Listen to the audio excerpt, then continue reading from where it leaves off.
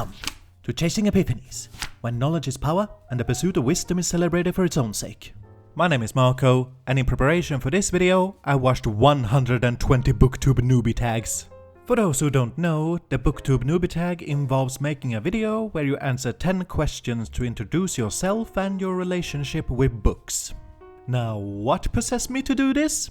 When looking around for cool content creators, I consumed a lot of newbie tags, but I started noticing some patterns. Basically because I lean towards escapism, that's why I like fantasy and I like sci-fi. An escapist I see, not an uncommon sight I suppose. And what about this one? Why do you love reading? So I love reading because it's an escape from real life. Having a strange sense of deja vu here. Wait, surely some of the bigger channels wouldn't. I love escapism. The less I think about my life, the better. Okay then, maybe this is just a trend in recent years. What are some older ones? Here, one from 2016. I love being taken away to these different places because if you're having a hard time, you can be taken to a place that's happier. Oh, bloody hell. Okay, we need to go back to the source, 2014. And I can just kind of go off into my own fictional world and kind of like, I don't know, get into new worlds. And I think it's a good way for me to escape. Oh my god! So I find myself wondering, are we booktubers just a bunch of sad, lonely escapists? Let's put this to the test. I went about testing it like this. When watching these newbie tag videos, I focused mainly, but not exclusively, on the first and fourth questions. Why did you start this channel? And why do you love reading? Each booktuber could give one or several answers to the same question, and I counted each unique answer, summarizing my findings in 2 little pie charts. Before that though, I should point out some limitations. First off, since each booktuber could give several answers, this means that these charts are not necessarily representative of how many people hold certain opinions, but rather it measures how often certain opinions are expressed. And secondly, as far as I know, there are no non-English equivalents to the newbie tag, and as such I couldn't really investigate these questions among non-English speaking booktubers. With that out of the way, let's get into this. Escapism. A quote from Alain de Botton comes to mind. To say we are addicted to our phones is not merely to point out that we use them a lot. It signals a darker notion that we use them to keep our own selves at bay. We may find ourselves incapable of sitting alone in our room with our own thoughts. Addiction sounds horrible, but it is a hard name for a normal inclination, a habit of running away from the joys and the terrors of self-knowledge. I for one imagine that books can be used quite similarly to what this quote is describing. Filling our heads with the narration of our favorite storytellers allows us to avoid our own thoughts. But is this actually the case or just a pessimistic assumption? Well, as it turns out, an overwhelming portion of people did say escapism was a reason for why they love books. But there's some nuance here. Something I noticed as I was researching this was how people's desire for escapism varied in severity. Some wanted to escape from something, like stress, social situations, boring mundane routines, and in a few cases mental disorder. But then there were those who, while they called it escapism, described it as a love of exploring new worlds, perspectives, and experiencing adventure. Escaping to something, so to speak. For this reason, I ended up creating 2 categories. The escapists, who actively use books to escape from stress and the like, and the explorers, who enjoy books regardless of if their lives are stressful or not. Guess which group is the bigger one? The Explorer category! Yes, of all documented opinions, their love for exploration outdid the escapism by nearly double the amount. And when you include all other reasons for loving books, escapism represents about 1/4, which isn't a small number by any means, but I think we can at least conclude that it'd be false to claim booktubers are just a bunch of escapists. I think Lost in a Bookcase worded this sentiment quite well. What was it called? Escapism? Not really escapism, like, life is fine, but I just want to ride a dragon. Loneliness.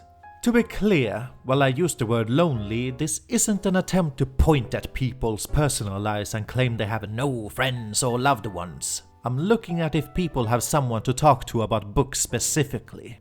Finding conversation partners does pose somewhat of a challenge, as Kernball put it. Even though I have a partner that reads a lot and we read like similar books, the books that we do read, we're kind of going a different path and we don't often overlap, so we can't really talk to each other about books too much without giving each other spoilers, which sucks. So, to have someone to talk to about books, you need to find someone that likes reading, someone that likes the same genres as you, who on top of that has read the same books within those genres. Considering the immense amount of books out there, the odds of running into someone that has read the same things as you seem rather small. And the chart seems to indicate this as well.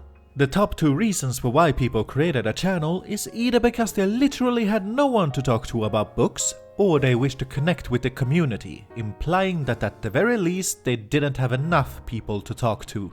Even a handful of librarians who had plenty of people to talk to about books still wanted more, because they feared they were already annoying their co-workers. So, since this would represent more than half of all answers, I think we can conclude that there is some truth to booktubers not having enough readers to talk to. Can we improve on this? Well, we can always form book clubs, be it IRL or online. I, for example, stumbled onto the Discord channel of the Poptimist, where people can join up in buddy reads. It's a nice place, would recommend it. I mean, I'm part of it, so it has to be nice, right? Back to the point, Booktube is also creating an online space for people to connect on and has the potential to generate interest in books in general. That could potentially scratch some people's itch to talk about books. Although as a platform, YouTube has its limitations, with their system that rewards views and likes more than social interaction. Which reminds me, crush that like button! Become part of the magnificent force that helps this channel grow! Other discoveries. While gathering all this info, there were 2 other noteworthy trends that I noticed. Trend number 1, childhood. A small group of people couldn't quite motivate why they loved reading. They might, for example, call it a natural thing, something that they can't live without. In the majority of cases, these same people would also say they had been encouraged to read since early childhood. I find it interesting how those who were encouraged at an early age couldn't so easily explain why they loved reading, implying that they never really thought about it. I think this shows the importance of introducing kids to books, to increase the odds of them continuing to read as they grow up. Though I also think this indicates that if you're taught anything at an early age, you're less likely to question it as an adult. So I think it shows the importance of educating kids in diverse topics as well, encouraging them to question things early on. Trend number 2, gender differences. I took the time to look at potential differences between men and women on this list. 30 men and 90 women were accounted for, so I'd estimate that an equal turnout would have around 1/4 men and 3/4 women. And the 2 did line up pretty equally, at least on the main questions about escapism and the lack of readers to talk to. Some things that did differ more substantially was that men, when asked about why they love reading, were more likely to mention personal growth and educational reasons. And women, when asked about why they joined Booktube, were more likely to say they wanted a creative outlet. Some might say this shows that men are more intellectual and women are more creative or whatever. But I'll be the first to say I think it's about nurture more than nature. For example, a good number of the ladies of Booktube that I looked at were housewives, and you could argue that this situation, being at home and taking care of children, is what might lead more women to seek creative outlets and friends online. Men, on the other hand, might be more likely to pursue such goals through work, thus seeking out education that helps in building a career. Just a theory, of course. I didn't really verify this. You'll have to pardon me if I don't go around spamming all the women of Booktube with questions about whether or not they're single. And that about does it for this video. Links to every booktuber that was mentioned in the description. I'll leave you with this little question. If you've been part of the Booktube community for a while, whether you're a content creator or an active commenter, have you found more people to talk to about books? Regardless of the answer, always remember, intelligence is sexy, so be the sexy you. Read a book.